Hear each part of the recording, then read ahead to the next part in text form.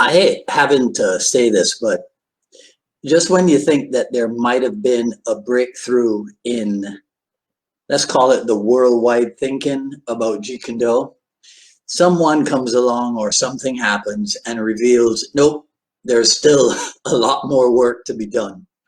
So today we'll take a look at a Jeet Kune Do issue that is so self-evident, so self-explanatory, that it's amazing that more people don't catch on to it.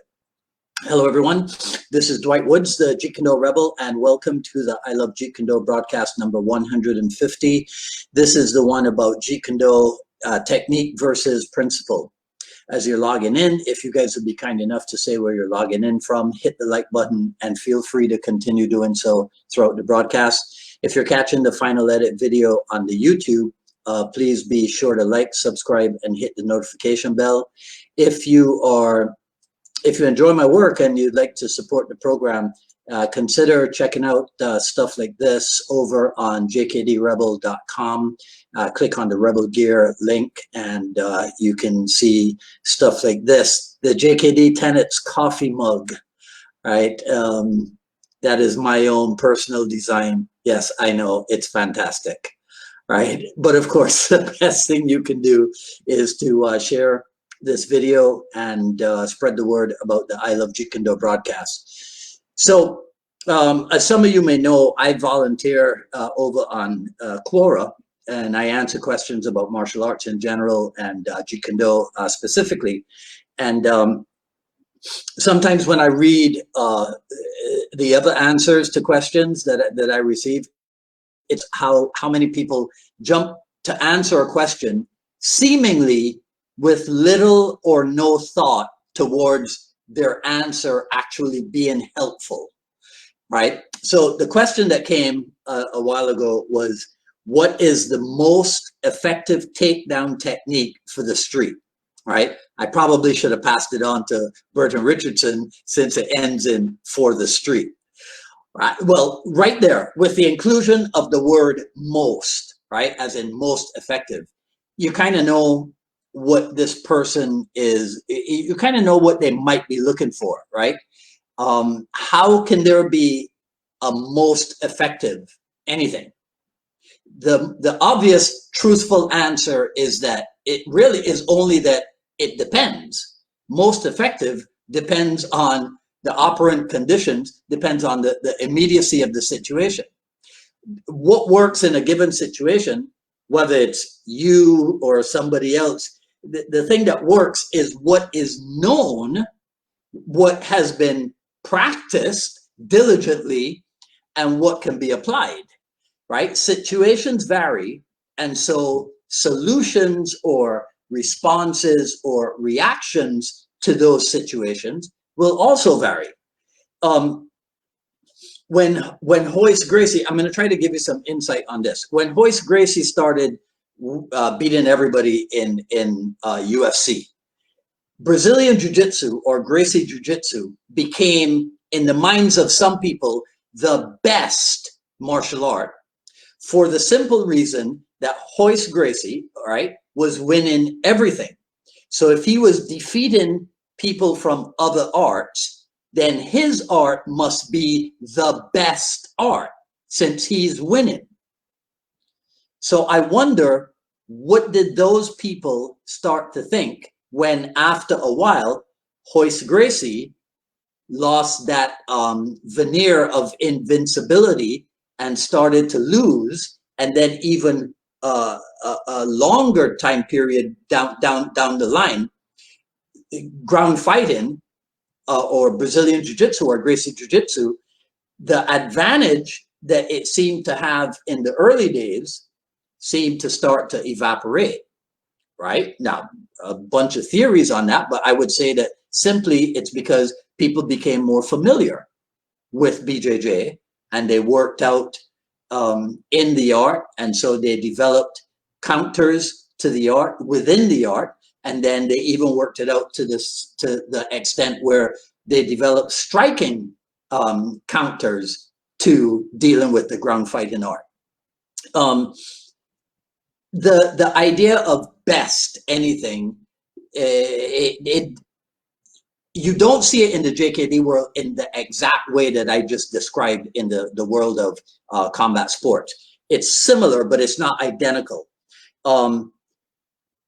Partially because the Jeet Kune Do experience is not based on competition, right? It's not based on combat sport competition, since JKD is not a highly visible feature of mixed martial arts competition. It's there, but it's not highly visible. Instead, what we had in JKD was, I'll phrase it this way, it was the idea of who really got it from Bruce, right? So some people theorize that if you spent private time with Bruce Lee, then you must have gotten the true secret sauce, right? Others deem that if all that you taught, all that you were known for was what you learned from Bruce Lee, then that too was the pure secret sauce. So some people came away thinking that one instructor's approach was better than the approach of another instructor. That's one of the reasons, or one of the ways in which the whole original versus concept argument came about. Many people are fond of repeating the Bruce Lee quote of when you understand mode, you'll understand styles, or something like that. I might not have it accurate, but I suspect that if I venture, I should have pulled the dagger and to illustrate it, but I will use this trusty pen right here. But I venture to say that if earth grip fighting in Filipino Kali, if I say that earth grip fighting in Filipino Kali is a kind of a manifestation of that Bruce Lee guideline, when you understand motion, you understand styles, I might be crucified in some JKD circles, right? So this is what I mean. If I persist and I explain that earth grip knife fighting, as we might be taught in Filipino Kali, is even a manifestation of the idea of economy of motion, right? Here's why. Because in training the horizontal slash with the dagger, I'm also getting some elbow training, and I'm also getting some lead hook training, because those motions, the motion of the slash, the motion of the elbow, and the motion of the hook punch are very, very, very close. So it's economy of motion training. I'm making a joke, right? But you get my point. But I'd probably be crucified in some JKD circles because it's Filipino Kali. But I digress, right? Back to the question of the most effective takedown. I believe that type of question is asked by this type of person. It's asked by people who are seeking answers, answers that will allow them to enjoy a shortcut to proficiency, right? Because if I'm training in the best art, if I'm training in the best style, I'm going to be one of the best as well. It's like Dan Kennedy used to tell us a story about students who would ask professors what were the right books to read. You see, not what were the important books to read, but what were the right books to read, as in, well, we don't want to do any thinking for ourselves. You're the teacher. You should tell us what the right stuff is, right? Because there are some people who are always after the shortcuts to success, whatever realm that success might be in, because they refuse to accept the reality that very, very seldom are there any shortcuts to anything in life. Success comes from repeatedly taking action, and not just any action, but intelligent action, repeatedly taking intelligent action. So Bruce Lee said, as I referenced earlier, Bruce Lee said, when you understand motion, you understand styles. Dan Inosanto says, if you get the technique, then you get one thing. If you get the principle behind the technique, then you get it all. To me, these two sayings, these two quotes, are different expressions of the same thing. Understanding motion means understanding the principles that govern the motion, doesn't it? So where's the difference? Sifu Dan, sometimes in explaining this kind of thing, he'll use food as a metaphor for martial art technique, right? In order to teach this principle. And he'll say something like, you know, just about every culture cooks rice, right? But not every country's approach to cooking rice, or not even the end result of their rice dish, is the same. Chinese rice is different from Japanese rice, which is different from Filipino rice, which is different from Thai rice, which is different from Cambodian rice, which is different from Vietnamese rice, but still, it is all rice. And shout out to Bob Landers on the third world tribal rice, right? Okay, so that's pretty much my take on this, right? So you guys let me know in the comments what you think about that. Feel free to share, like, ask questions. I'll review everything after posting. Sign up for notifications for when we go live here on Facebook and over on the YouTube.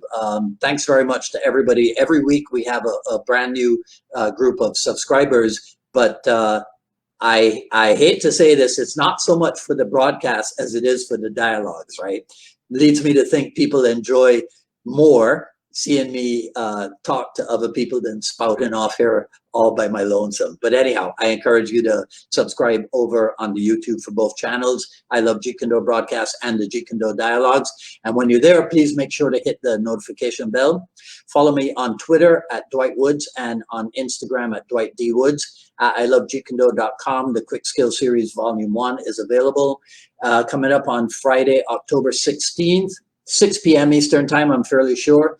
We will be with Jay Cooper of Havoc JKD. That's Friday at 6 p.m. Today is a black and white or gray day. Shout out to Sean. Sean gave me this a few weeks ago. And so that's it. I'll see some of you on Friday for the Jeet Kune Do Dialogues. The rest of you, I'll see maybe next week for another issue of the I Love Jeet Kune Do broadcast. Right. Until then, this is Dwight Woods, the Jeet Kune Do Rebel, signing off. You guys enjoy the rest of your day. Take care. Talk soon. Stay safe.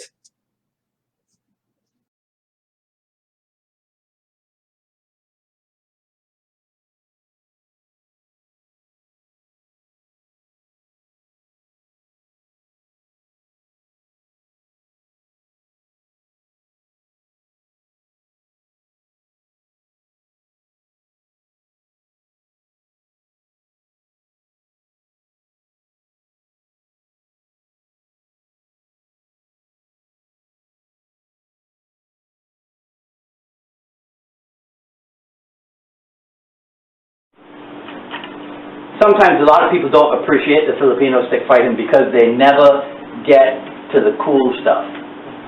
And you cannot get to the cool stuff without doing all of the boring fundamentals. And sometimes we say what you want to learn to do is to put the fun back into fundamentals, because nobody enjoys going like this. 1, 2, 3, 1, 2, 3, 1, 2, 3. 1, 2, 3, because it's like, what the heck am I learning? Because they don't see the immediate application. Now, when you go like this, and you go boom, boom, boom, you see the immediate application. But what the heck does this mean? Right? Why am I doing that?